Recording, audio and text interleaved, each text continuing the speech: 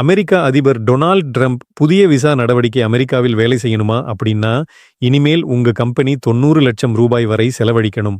Welcome to Arima media.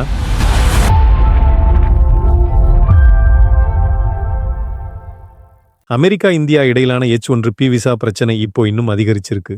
Trump புதிய சட்டம் படி ஒரு H1B விசா ஸ்பான்சர் பண்ண $1 லட்சம், அதாவது சுமார் 90 லட்சம் ரூபாய் கட்டணமா நிர்ணயிச்சிருக்காங்க.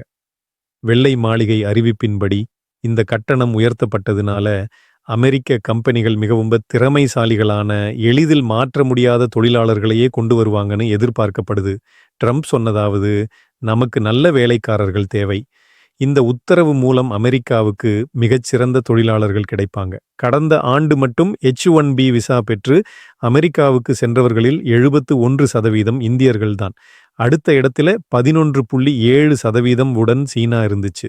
இந்த புதிய நடவடிக்கை இந்தியாவுக்கு பெரும் சவாலா இருக்கும். ஏன்னா இந்திய ஐடி துறையில தான் அதிகமானோர் H1B விசா மூலம் அமெரிக்காவுக்கு போறாங்க. அமெரிக்க அரசின் நோ. அதனால தான் இந்த கட்டணம் இவ்வளவு உயர்த்தப்பட்டிருக்குது. அமெரிக்காவில் வேலை செய்யணுமா அப்படின்னா இனிமேல் உங்க கம்பெனி 90 லட்சம் ரூபாய் வரை செலவழிக்கணும்.